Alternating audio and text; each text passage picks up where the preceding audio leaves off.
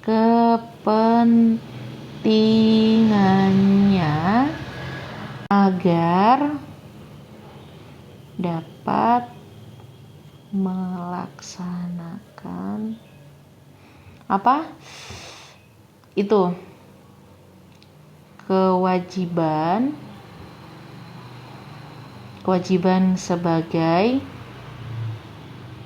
sebagai apa teman-teman? Sebagai apa ini tadi? Sebagai warga atau masyarakat gitu ya. Itu tambahannya. Pangkal tolaknya bisa yang D atau ini tambahannya, teman-teman.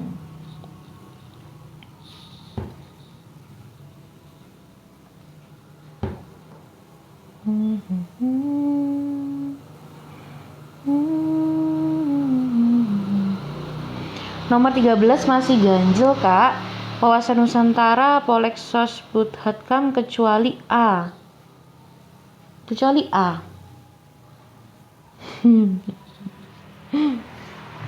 Masih ganjil ya. Oke, kita geser dulu kalau masih ganjil ya. Yang mana nih, Kak? Kecuali. Oke. Karena lama nggak lihat kunci, kita lihat kunci aja sudah. Kita lihat kuncinya. Nomor 13. Sampai jam berapa, Kak, live-nya? Sampai jam 10-an. Tadi start jam berapa ya, teman-teman ya?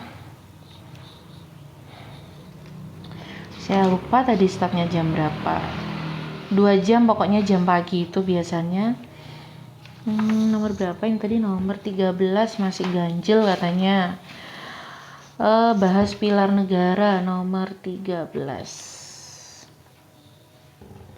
Ini, Kak, nomor 13 ya. Ini nomor 13. Perwujudan wawasan Nusantara itu diantaranya kesatuan bangsa. Ya. Kedaulatan Nusantara, kesatuan budaya. Iya. Kesatuan ekonomi. Iya. Kesatuan Hankam, pertahanan ya, tadi ya. Iya juga. Kecuali A sama B. Yang B ini, yang A ini kan tambahannya ya. Tambahannya kesatuan wilayah, tadi sudah saya tambah kan? Dalam satu kesatuan politik. Iya, teman-teman. Ini yang B di sini. 13 yang B.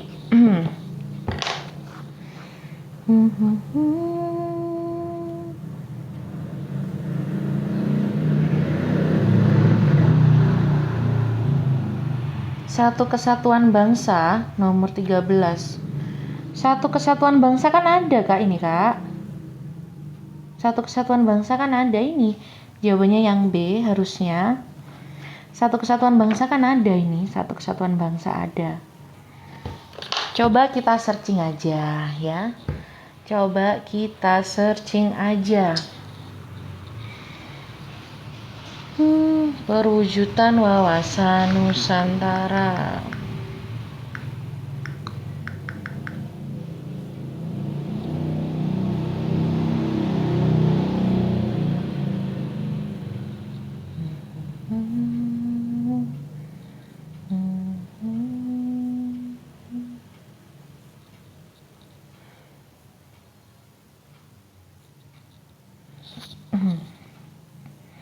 Iya, Google.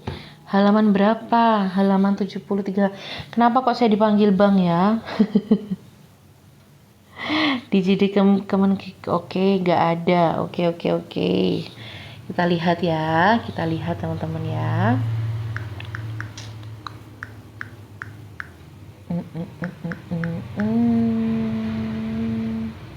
Tentang perwujudan wawasan Nusantara.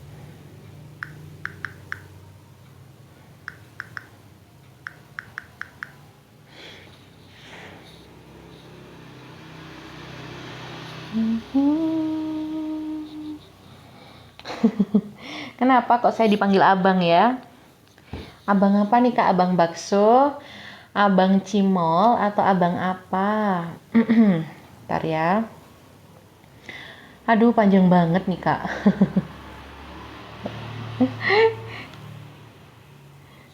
Panjang banget nih Kak, saya lihatnya yang mana ini? Kalau lihat di jedih ini,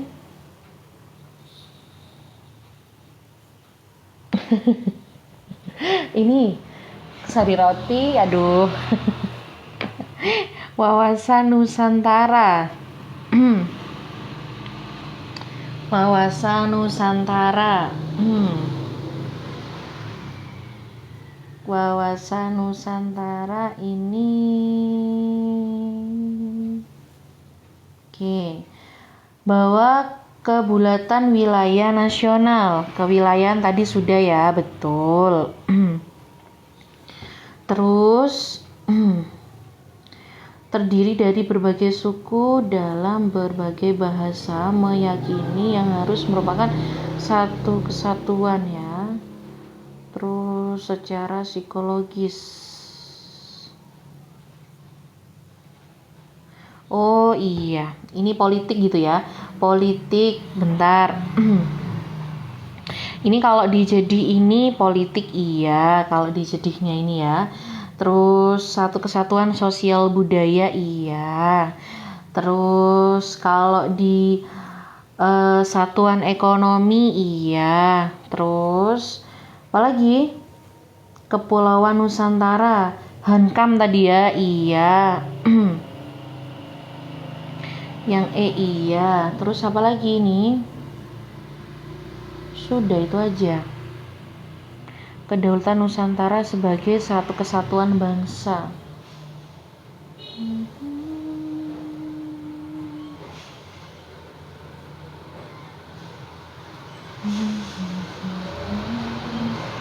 Tujuan pembangunan nasional, oke? Iya deh teman-teman, oke deh. Wilayah. Tapi ini kok ketikanya kayak lama gitu ya teman-teman ya.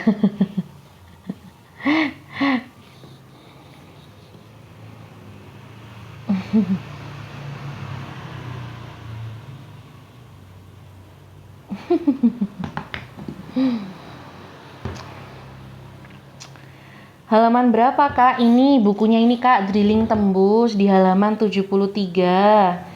Sudah ya teman-teman ya. Jadi jawabannya apa Kak? Jadi jawabannya yang mana nih teman-teman? Sebagai kesatuan bangsa. Ada semua nih ya. Tapi ini kayak ketikan lama gitu. Sebentar. Kalau wilayah iya teman-teman ya, ini termasuk.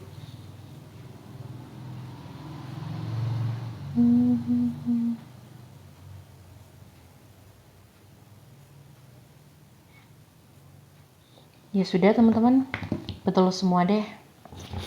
Oke, move ya, kita move. Next, nomor berapa sekarang? Nomor 16. Nomor 16. Nomor 16.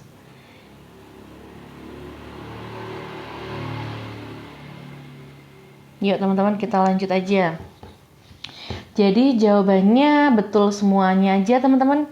Dijedih betul, dikuncinya betul ya. Oke, jawabannya betul aja semuanya.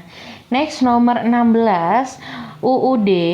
UUD negara sebagai konstitusi tertulis merupakan sebuah dokumen formal yang berisi hal-hal berikut ini kecuali, silakan. Yang diminta adalah kecuali untuk nomor 16.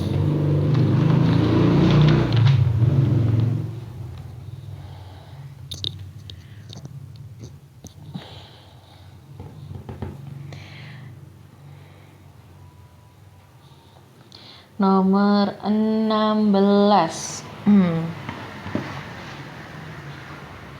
Nomor 16.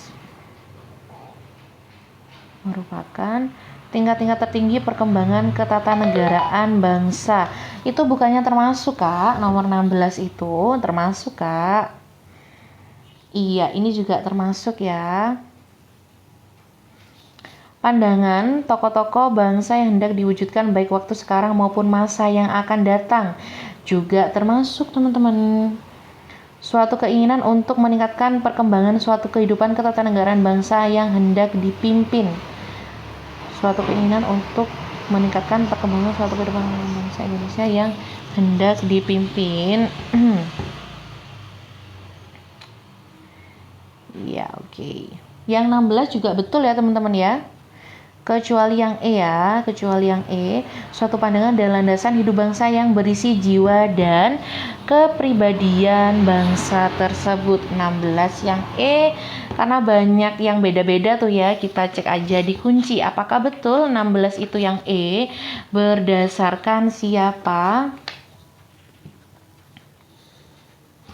Nih ya, nomor 16. Menurut A.H. Stroikon, undang-undang hasil perjuangan politik di waktu masa lampau termasuk ya. Hasil perjuangan politik di waktu masa lampau juga termasuk, teman-teman. Terus tingkat-tingkat tertinggi perkembangan ketatanegaraan bangsa.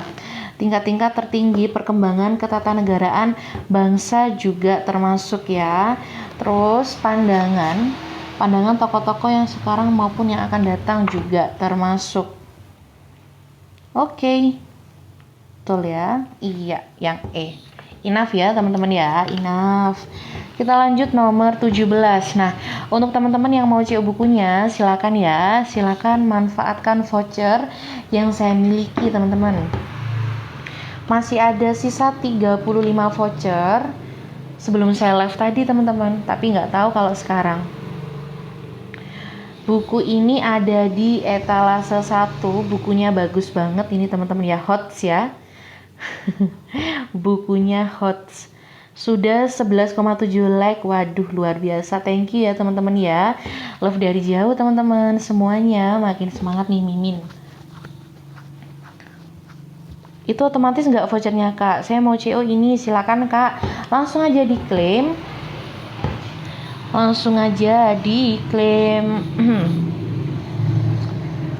Nggak apa-apa, Kak, kita kan gini, Kak, kita kan belajar kan saling mengisi. Nanti kalau ada yang kurang bisa ditambah.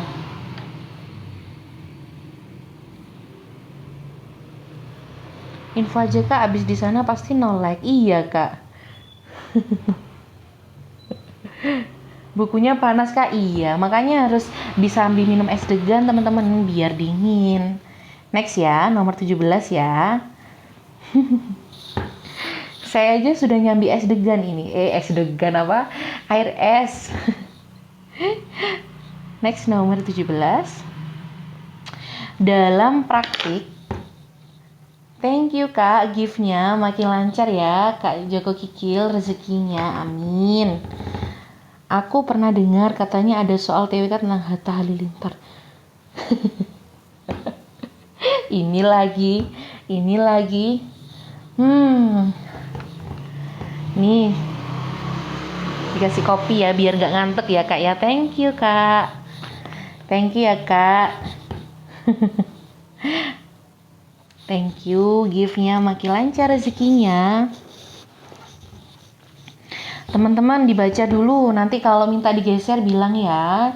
Dibaca dulu. Etalase 10, buku taktis harganya segitu, Kak. Iya, harganya segitu. Covernya sesuai depan belakang. Yang bagian dalam HVS putih sudah saya jelaskan, Kak, di profil saya.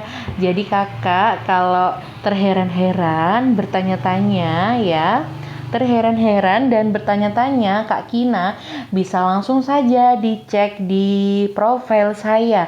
Kenapa itu kok bukunya murmer? Makanya tadi pagi banyak yang CO bukunya. Ada voucher juga kebetulan saya. Itu ya, sudah saya jelaskan jujur-jujuran ini, teman-teman. Oke. Next, Kak. Iya. Badan yudikatif secara mandiri. Oke, nih teman-teman, badan legislatif, eksekutif, yudikatif dalam pelaksanaannya terpisah satu sama lain. Badan yudikatif dapat mengawasi badan eksekutif. Badan legislatif bertugas membuat undang-undang dengan melibatkan badan eksekutif. Badan eksekutif yang melaksanakan pemerintahan tidak berhak membuat rancangan UU. Silakan teman-teman. Untuk soal ini jawabannya yang mana? A, B, C, D, E. Untuk teman-teman yang pernah ikut live saya pasti tahu jawabannya. Ini ada loh di buku yang lain teman-teman. Ini ada di buku lainnya. Kak, rekomendasi bimbel yang bagus apa Kak? Bentar ya. Bentar. Nomor 17 kita cek di kunci saja. Nomor 17 ini ya. Boom. Sambil belajar kita teman-teman ya. Sambil baca, sambil belajar bareng. Teori trias politika di Indonesia diterapkan sesuai dengan konteks sosial politik yang terjadi di Indonesia. Sehingga meskipun konsep asli dari trias politika adalah pemisahan kekuasaan menjadi ini Kak sedang dibahas ya. Menjadi mana tadi wes sampai mana? Pemisahan kekuasaan menjadi 3 bagian sistem trias politika di Indonesia memodifnya menjadi pembagian kekuasaan tanpa menghilangkan esensi dari teori tersebut. DPR memiliki fungsi legislatif, fungsi anggaran, dan fungsi pengawasan yang berkaitan dengan pemerintahan. DPR memegang kekuasaan membentuk UU. Namun demikian, setiap rancangan UU harus dibahas dan mendapatkan persetujuan bersama antara DPR dan Presiden, sehingga terdapat keseimbangan, sedangkan DPD hanya dapat mengajukan RUU yang berkaitan dengan otonomi daerah. Hubungan pusat dan daerah, pemekaran daerah, pengelolaan sumber daya alam, dan sumber daya ekonomi lainnya. Oke. Next. Dalam hubungannya dengan kekuasaan eksekutif dipegang oleh Presiden, namun harus dijalankan menurut ketentuan Undang-Undang Dasar dan sesuai peraturan perundang-undangan lainnya. Di samping itu, prinsip saling mengawasi dan mengimbangi, Presiden juga berhak mengajukan RUU kepada DPR. Berkaitan dengan kekuasaan yudikatif adalah kekuasaan kehakiman sebagai kekuasaan yang merdeka untuk menyelenggarakan peradilan guna menegakkan hukum dan keadilan. Dilakukan oleh sebuah Mahkamah Agung dan badan peradilan di bawahnya, dan oleh sebuah Mahkamah Konstitusi. Mahkamah Agung berwenang mengadili pada tingkat kasasi, menguji peraturan perundang-undangan di bawah undang-undang terhadap UU, dan mempunyai kewenangan lainnya yang diberikan oleh UU. Pengujian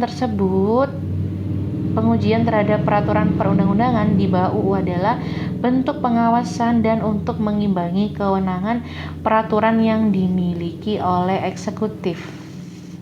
Kira-kira jawabannya yang A, yang B, C, D, E teman-teman.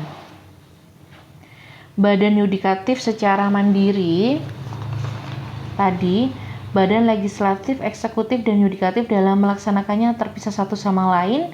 Badan yudikatif dapat mengawasi badan eksekutif. Iyakah tadi? Badan legislatif bertugas membuat undang-undang dengan melibatkan badan eksekutif. Badan eksekutif yang melaksanakan pemerintah tidak berhak membuat rancangan undang-undang. Silakan.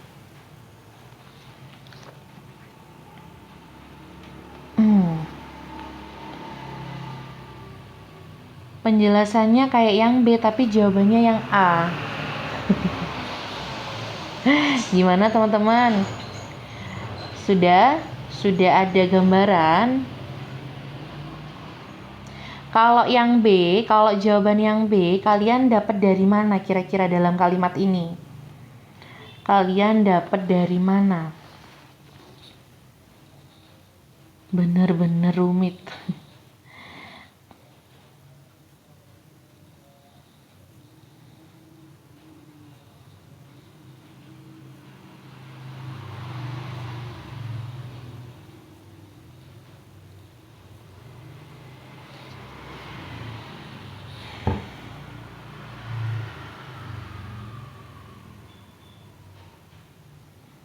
Tuh,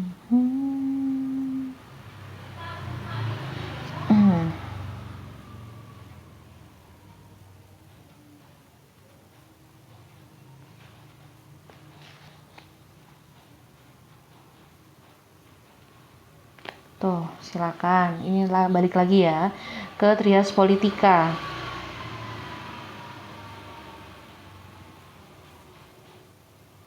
Pemisahan kekuasaan menjadi tiga bagian ya. Oke. Jadi jawabannya yang mana teman-teman? Yang diminta adalah dalam praktik kenegaraan kita, teori Trias Politika oleh Montesquieu tidak bisa dilaksanakan secara murni. Sebab apa? Tidak bisa. Jadinya yang mana ini teman-teman? Sudah saya spill tadi ya. Jadinya yang mana ini? Bukan yang B, karena meskipun tiga lembaga punya wewenang sendiri tapi tetap saling terkait antara satu sama lain.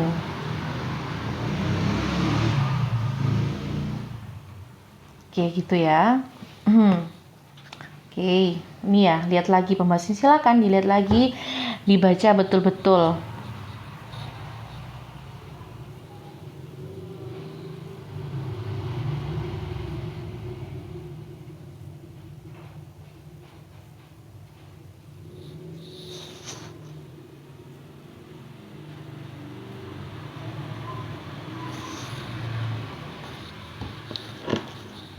Hai teman-teman yang baru join, selamat datang dan selamat siang. Semoga kalian sehat selalu ya teman-teman. Pagi ini kita lagi membahas soal di pilar negara ya teman-teman ya.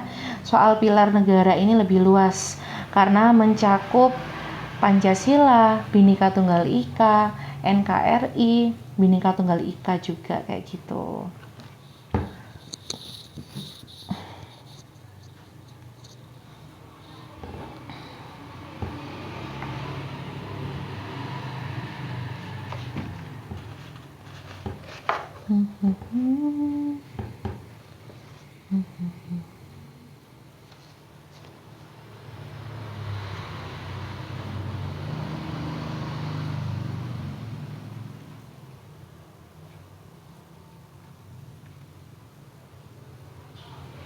Kalau yang E, badan eksekutif yang melaksanakan pemerintahan tidak berhak membuat rancangan UU ya. Karena tadi itu sudah dijelaskan dalam hubungannya dengan kekuasaan eksekutif dipegang oleh presiden ya teman-teman ya.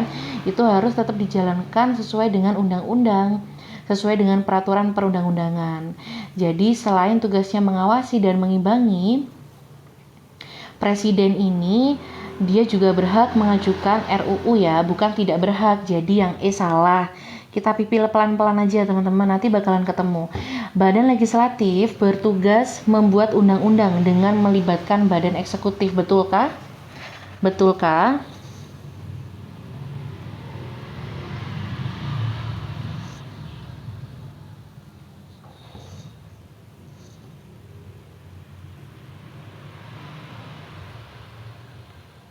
Nah, untuk yang D itu tidak ada penjelasan di sini ya teman-teman ya. DPR memiliki fungsi legislatif, fungsi anggaran, dan fungsi pengawasan yang berkaitan dengan pemerintahan. DPR memegang kekuasaan membentuk UU. Namun demikian, setiap rancangan UU dibahas dan mendapat persetujuan antara DPR dan Presiden. Ya, sehingga terdapat keseimbangan, sedangkan DPD hanya dapat mengajukan RUU yang berkaitan dengan otonomi daerah, hubungan pusat dan daerah, pemekaran daerah, pengelolaan sumber daya alam, dan sumber daya ekonomi lainnya. Betul nggak? Betul nggak? Betul atau enggak? Badan legislatif bertugas membuat undang-undang dengan melibatkan badan eksekutif, betul?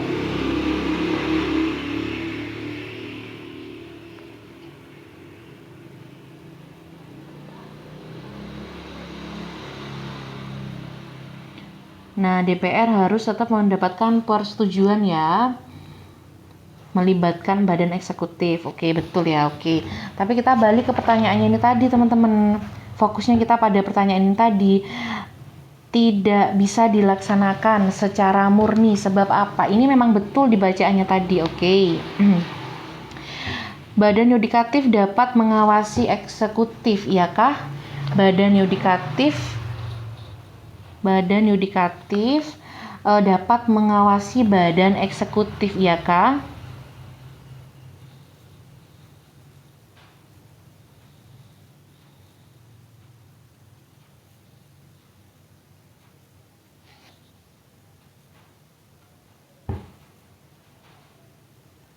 Nih, pengujian terhadap peraturan perundang-undangan di bawah adalah bentuk pengawasan dan untuk mengimbangi kewenangan peraturan yang dimiliki oleh eksekutif. Jadi yang pengawasan siapa, teman-teman?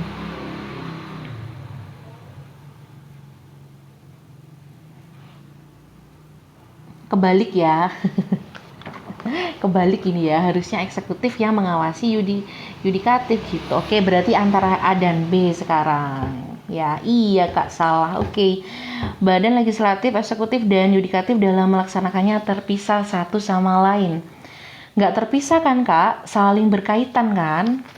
Saling berkaitan bukannya itu?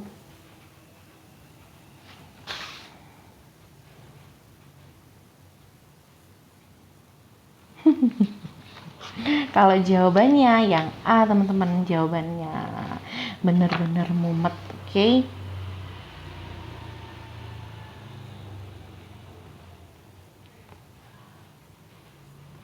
Kalau yang B salah, teman-teman. Badan yudikatif secara mandiri. Tapi kalau kita yang pernah bahas di buku-buku yang lainnya itu yang A, teman-teman. Teman-teman lupa ya, kita pernah bahas itu yang A. Badan yudikatif secara mandiri. Jadi badan yudikatif ini awal, terus dia masih dibantu di bawah-bawahannya.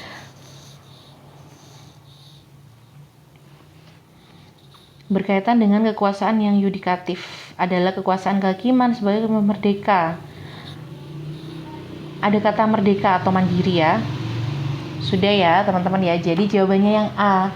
Kita sudah pipil satu persatu ya. Kenapa kok B bukan, kok C bukan, kok D bukan jawaban, kok E bukan gitu ya. Enough teman-teman. Kita kerjakan soal lainnya ya. Jadi jawabannya 17 itu yang A. Di buku kita yang lainnya juga yang A.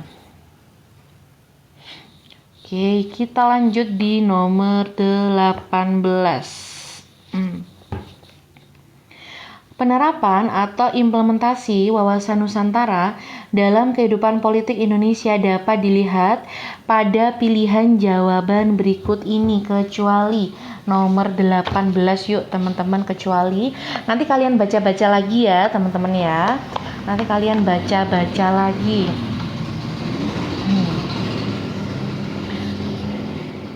Yang diminta adalah kecuali.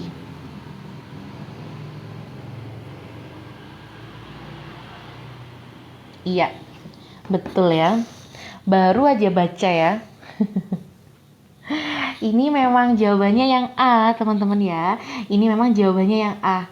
Ini sering keluar, teman-teman. Jadi yang harus dihindari memang adalah kehidupan yang bersifat kedaerahan ya. Ini keywordnya dari sini, teman-teman.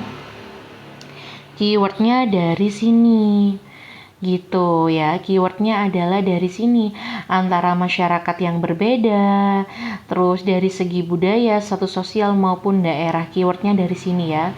Ini sudah sering banget.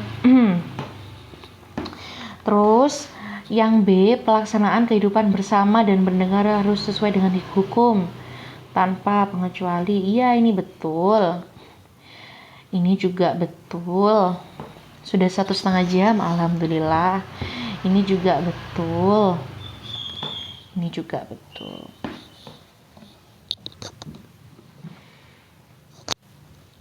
Tuh ya. Nomor 18 itu jawabannya yang A. Terus selain itu nomor 18 ini ada tambahnya lagi. Memperkuat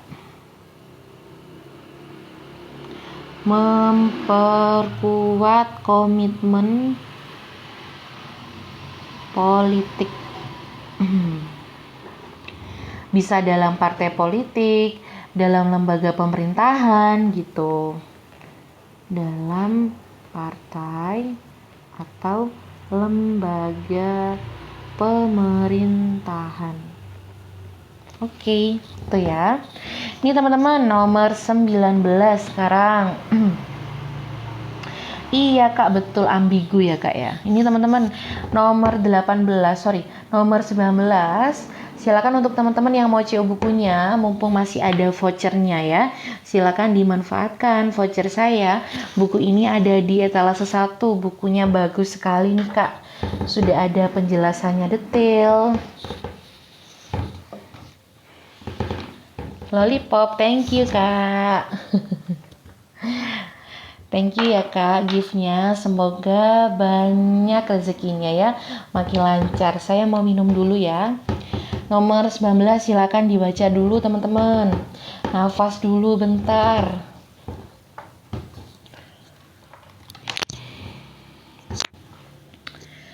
Thank you Kak. Siapa ini tadi? Kak Kedai Klasik.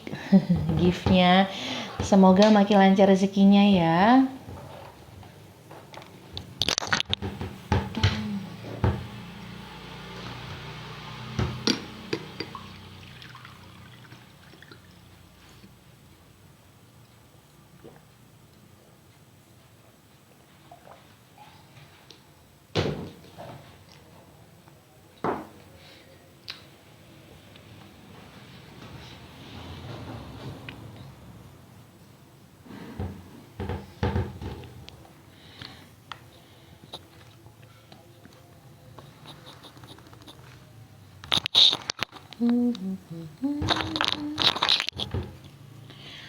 Next kita lanjut lagi di nomor 19.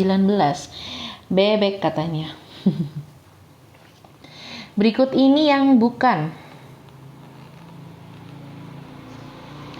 Berikut ini yang bukan merupakan kedudukan UUD 45 dalam Tata Peraturan Hukum Negara Kesatuan Republik Indonesia adalah yang diminta bukan.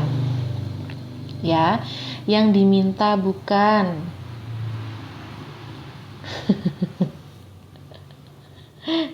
Oke, yang A sebagai norma hukum dan bersifat mengikat bagi seluruh lapisan masyarakat Indonesia. Ini betul. Sebagai landasan dan ideologi dalam setiap penyelenggaraan ketertiban Indonesia. Ini bukan.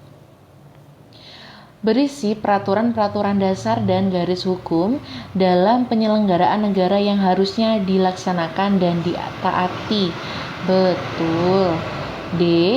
Sebagai hukum dasar yang menjadikan sumber hukum tertulis. Betul. E. Sebagai alat kontrol apakah norma hukum yang ada telah sesuai dengan ketentuan UUD 45. Oke ya. Jadi yang bukan adalah yang B. Betul ya teman-teman. Untuk opsi A dan B itu untuk opsi A dan C ini sebagai norma hukum. Untuk opsi D dan E ini sebagai hukum dasar ya, sebagai hukum dasar. Logatnya kayak orang Bandung Kak. Kak 18 tadi apa? Wadudu, 18 tadi yang A ya teman-teman ya. Itu ya Kak, jadi jawabannya adalah yang B, yang bukan merupakan NKRI, peraturan hukum ya. Kalau yang A sama yang C sebagai norma hukum. Terus yang D sama yang E sebagai dasar hukum. Ini ambigu juga ya saya ini ya, satunya dikotakin, satunya dibuletin juga ambigu. Sama kayak soalnya.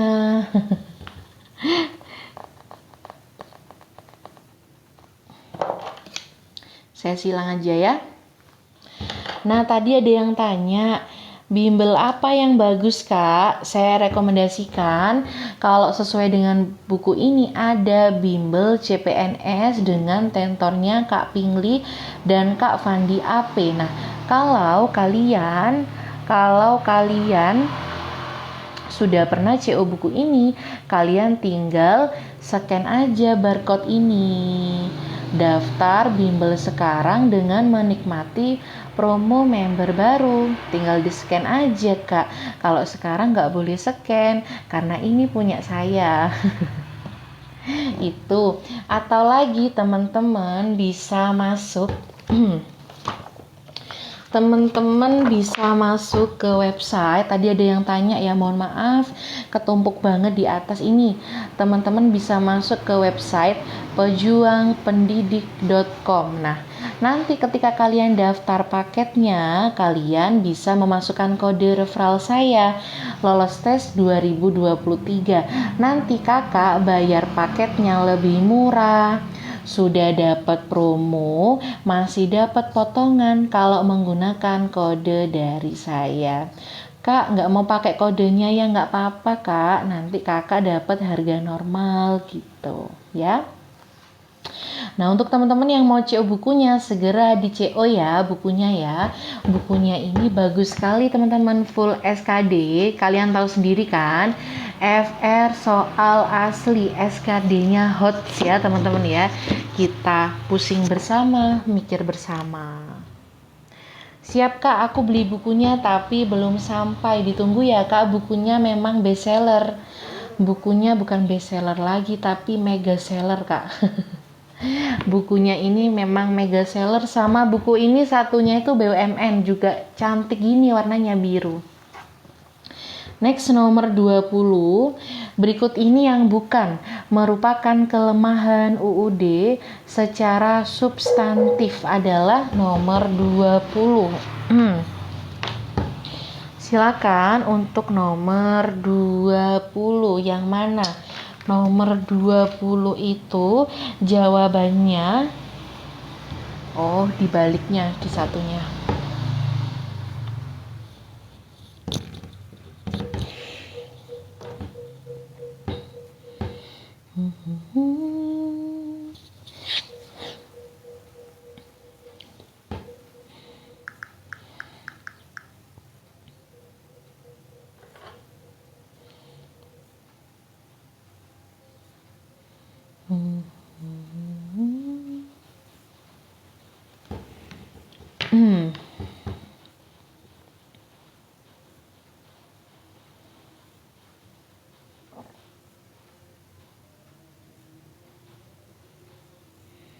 Ada yang jawab B. Yang B itu termasuk ya Kak, termasuk substantif ya. Yang diminta adalah yang bukan. Kalau yang B salah. Kalau yang B termasuk, maaf. Kalau yang A juga termasuk. Nomor 20. Yang A itu juga termasuk, teman-teman.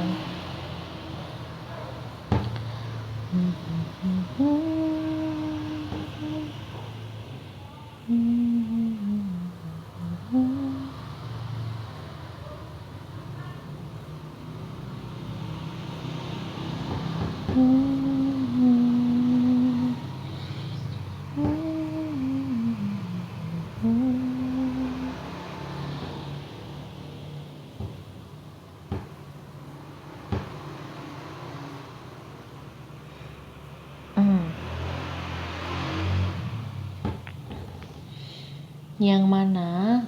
Saya geser dulu ya. Ini DE-nya, silakan. DE-nya. Terlalu banyak memberi atribut kewenangan kepada legislatif masalah-masalah penting dalam UUD 45 sebagai pedoman atau acuan dalam penyelenggara kehidupan berbangsa dan bernegara.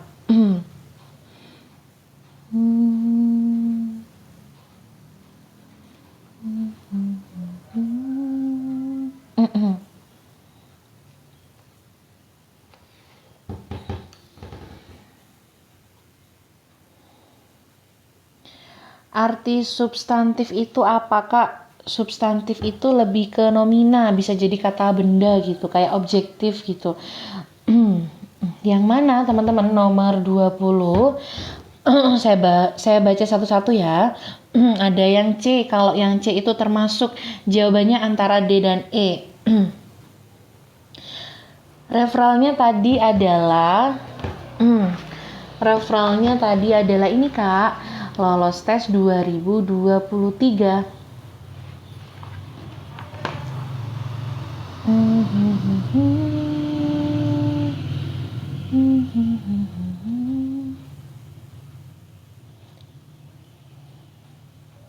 Antara D dan E. Tadi mulai live-nya jam 8-an.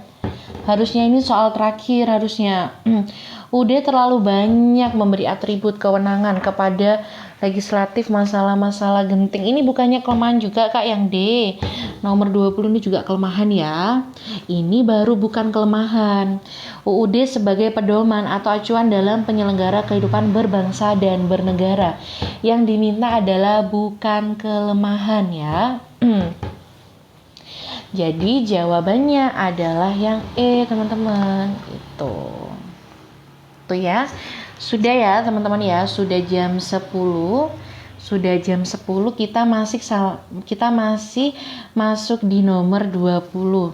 Nggak apa-apa ya, teman-teman ya. Kita pelan-pelan, yang penting paham ya, nggak apa-apa. Nanti waktu tes kalian sudah harus paham. Nanti siang kita lanjutkan ini ya, teman-teman.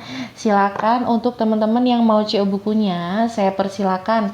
Saya tunggu kalian yang mau CO bukunya. Kenapa sih, Kak, kok ditunggu? Karena vouchernya bisa kakak gunakan ketika saya live aja, teman-teman. Kalau sudah nggak live, saya sudah nggak bisa dipakai vouchernya. Nah, ini yang tadi tanya jadwal live saya ya. Jadwal live saya biasanya di jam 8, paling lambat jam 9 pagi, tapi tadi jam 8-an sudah start ya. Jam 1 atau jam 2 siang paling lambat. Nanti jangan lupa join lagi, teman-teman ya. Link apa ya, Kak, itu? Nah, ini untuk teman-teman. Makasih ya, Bu. Iya, Kak Joko Kikil, sama-sama. Thank you juga ya, Kak.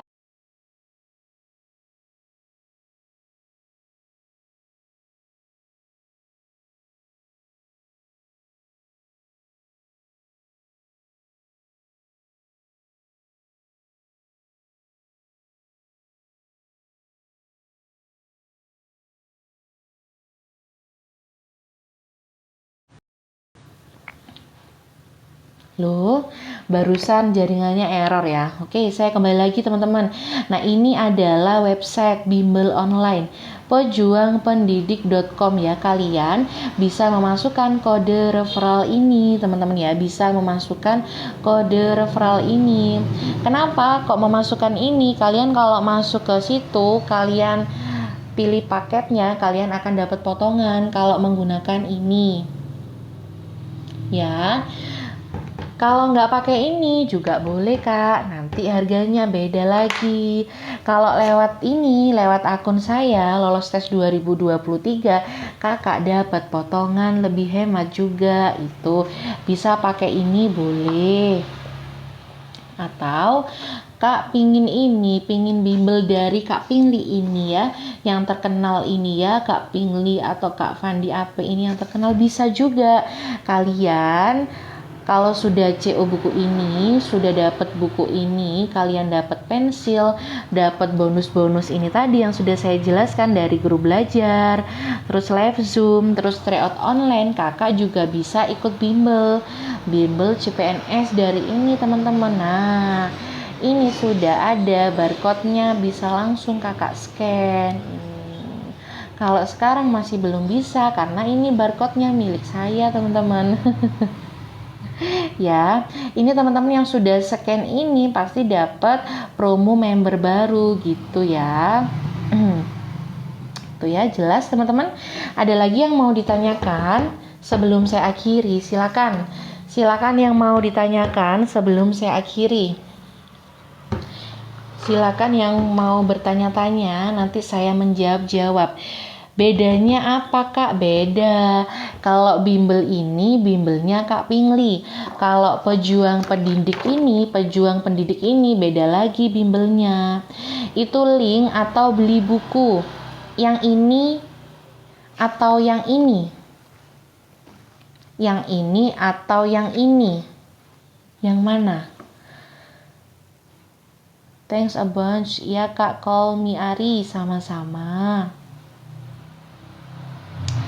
Pejuang pendidik ini bukan beli buku, ini adalah bimbel online. Bimbel online. Jadi, teman-teman bisa masuk ke website ini, bisa daftar paketnya, bisa masukkan kode ini, nanti kakak dapat potongan. Ya, kakak dapat potongan paketnya, dapat gratis TWK. Kapan-kapan saya spill ya teman-teman ya, kapan-kapan saya spill. Ya kak, lebih baik bimbel online atau beli buku?